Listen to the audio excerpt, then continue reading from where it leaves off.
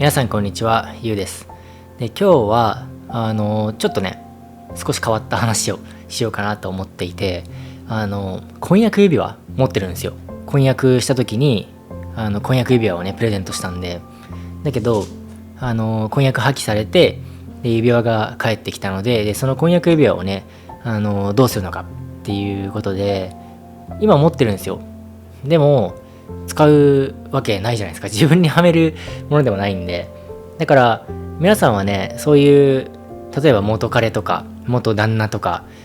元婚約者とかでそういう人がいたら、その人たちからもらったものっていうのはどうしてるのかなっていうふうにちょっとだけね疑問に思って、でそれで今回の動画を撮ってるんですけど、で僕はねその婚約指輪って僕当時本当にお金がなくて、でも婚約指輪って一般的にさ給料の何ヶ月分かとかいうものを買って、でもし、結婚した後旦那さんが亡くなって、で経済的に困った時にその指輪を売ってでお金にしてくださいみたいなさ、でそういう話があるじゃないですか。海外ではどうかわからないんですけど、日本ではそういう話を聞いたことがあって、結構高かったんですよね。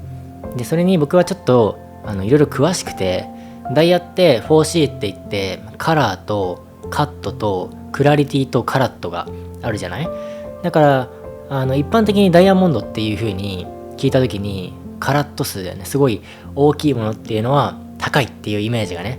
持ってる方いるんじゃないかなって思うんだけど、でもねちょっとね立ち止まって、見てほしいんだけど、例えば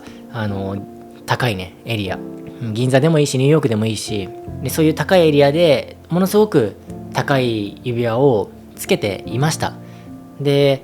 ちょっと見せてくださいと、その指輪を見せてくださいって言った時に、あれなんかすごい黄色いなとか、でそういうのはカラーが悪いんだよね、黄色っていうのはね。だから価値っていうのはすごい下がってるはずです。であとはダイヤってさブリリアントカットだっけ、なんかそういうカットでしょ。でそのカットが形がちょっと悪いよっていうものも価値が下がるし、あとは透明度が悪い、確かねそれはブラックライトとか当てるんだよね。でブラックライトを当てた時に青く光ったものっていうのは透明度がね高くないっていうんで価値が下がる。例えば女性だったらダイヤモンドね持ってる人いるんじゃないかなって思うの。大きいダイヤモンドじゃなくてもメレダイヤって言ってさ、例えば指輪にさいっぱいこう敷き詰められた小さなダイヤ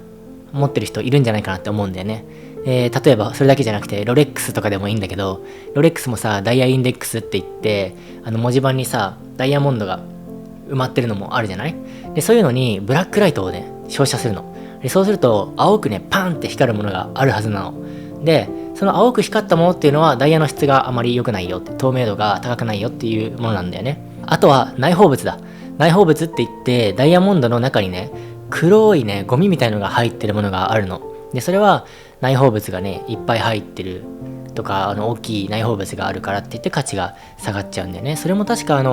クラリティの評価だったかなと思うんだけど、そういう評価がある中で僕はどうしたのかっていうと、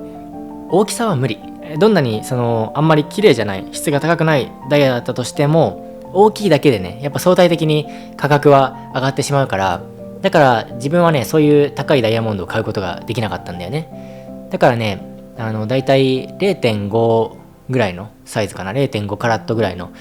サイズだったと思うんだけど、その代わりカットとかカラーとかあとはクラリティっていうのはねもう本当に最上級ぐらいのねやつを選んだんだよね。だからものすごく高かったので、高くて、でしかも指輪ってさその辺の例えば百貨店とかに売ってるものってもうぼったくりなのよ。めちゃめちゃ高いの。例えばね、300万とかさ200万とかで売ってるものがあると思うんだけど、実際の価値なんて、多分10万とか、20万いってればいい方かなっていうふうに思うんだよね。でそういうものが世の中にいっぱい溢れてるんだよね。だからダイヤモンドとかあとは、宝飾系のなんかネックレスとか石とかそういうのは本当に気をつけた方がいいんだけど、そういう知識がね事前にあったから、だから僕はどうしたのかっていうと指輪を作ることにしたの。例えば百貨店でさ家賃を回収するためにその原価にその家賃分の上乗せ、人件費の上乗せとかさいろいろやんなければいけないわけだから、でそういうのをなるべくこう抑えるためにまずは石の分だけを買って、でそこで自分で作ることにしたんだよね、オーダーで。でそのオーダーっていうのも例えば百貨店よりは下げられるっていう風に、例えば自分でデザインしたりして、でプラチナとかをね加工できる工場に持って行って、でそれをデザインをもとに加工してもらえるようにいろいろやったんだよ。だから本当にねちょっと思い入れのある指輪ではあるんだよね。だから直ちにそれを売るとか捨てるとかそういうことはあんま考えられなくて、全然未練とか全くないんだけど、でもその指輪に関しては自分が作ったものだから、だから愛着があるの。とは言ってもものすごく高かったけど、売ったらねもう10分の1ぐらいの価値だと思うんだよね。だからなおさら売りにくいっていうのはあるのかもしれない。ダイヤモンドとかね本当に買わない方がいいダイヤモンドだけじゃないよ、いろんな指輪とかいろんな石がついた、例えばルビー、サファイアとかエメラルドとかも綺麗だよね。本当に綺麗だし、なんか石って魔力があるじゃない。だから自分も見てて、うわ素敵だな、いいなとか思って、これつけたらなんか自分も運気上がるかなとか思うことはあるんだけど、もしかしたらね本当にそういうパワーあるのかもしれないけど、でも価格はマジでぼったくりなんで本当に気をつけてほしいなって思います。とはいえね、昔からやっぱりさ、ネックレスとか指輪とかそういう宝飾系のものっていうのをプレゼントするっていうのはまあ文化としてあるじゃないですか。日本でもあるし、海外でも多分スタンダードにあると思うんだよね。だからそういうのを大切にするっていうのは全然いいことかなと思っていて、ただお金に余裕がある方に限った話かなって思うし、例えばねダイヤモンドをね300万で買いましたと、200万で買いましたと、そのお金があったら他にもできることたくさんあるから。でしかも売るときは10分の1以下になっちゃうっていうね、もう最悪だからねそういうことが起こるから、だから指輪とかねネックレスとかそういうのはあんまり買いたくないなって思うんだよね。でただ例えばさっきの10分の1になっちゃうっていう話に関しても、ブランド物っていうのはねちょっと変わるみたいだね。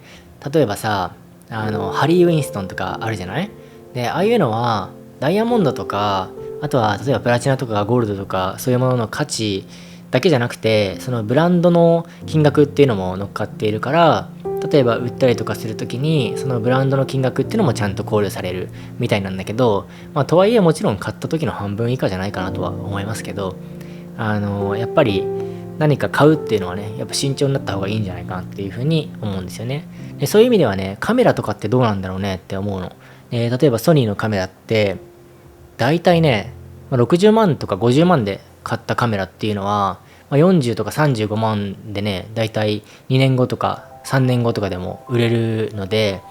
だからコストパフォーマンスはいいんじゃないかなと思うんだよね。例えば50万で買ったカメラでさ、100万円分ぐらい仕事してさ、でその後に売ってもさマイナス15万ぐらいのさ価値で売れるんだったらいいんじゃないっていうふうに思うから、だからやっぱりお金を使うっていうのは本当に使い道っていうのはねいろいろ考えた方がいいのかなって思うんだよね。そういう意味ではね、資産価値があるものにお金使うのっていいと思うんだけどさ、でこういう洋服去年とかね今年とかたくさん買ってファッションチャレンジとか言ってたけど、全く価値生まないよね。こういうものってさ売ってもろくにお金にならないんだからさ。だから自分としても服の買いすぎは注意しないといけないなってね今反省してるんですけど、だからなるべくね今後服はあんまり買わないようにしようかなって、いろいろもう買ったからね服はもう十分なんじゃないかなって思うから、多分買わない多分、でもどうしても欲しいのがあったら買うかもしれない。ご褒美としてね仕事頑張ったとか、自分の誕生日とかクリスマスとかそういうのに買うっていうのは全然いいんじゃないかなって思うんだけど、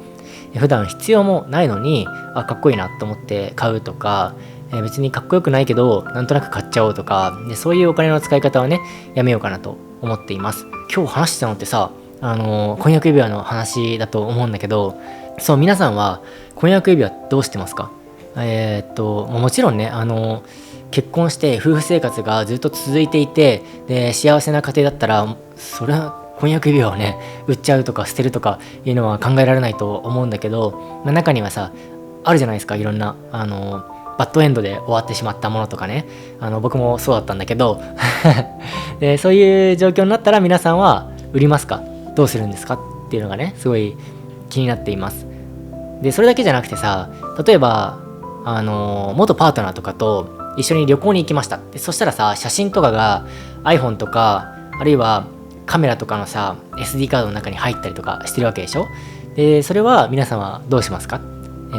大切な思い出としてどこかに、フォルダに入れておきますか？それとももうオールデリートしますかっていうのもすごい気になるなと思って、僕はね見つけたら消すようにしてます。で最初はいい思い出だよと思って取っといてたんですけど、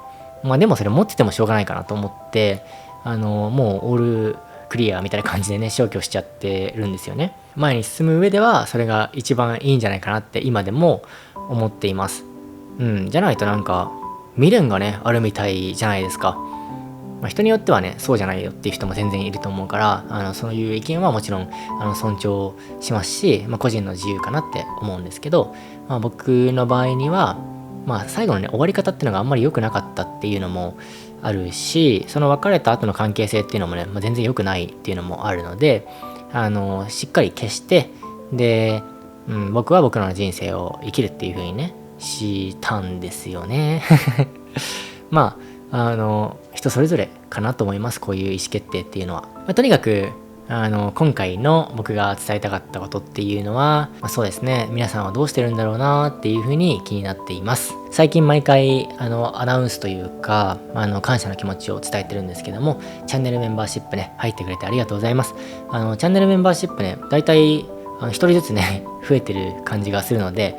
ちゃんとそういう方に向けてもねお礼が言いたいと思って、でここで感謝の気持ちをねいつも伝えるようにしています。本当にチャンネルメンバーシップに登録してくれてありがとうございます。本当に嬉しいです。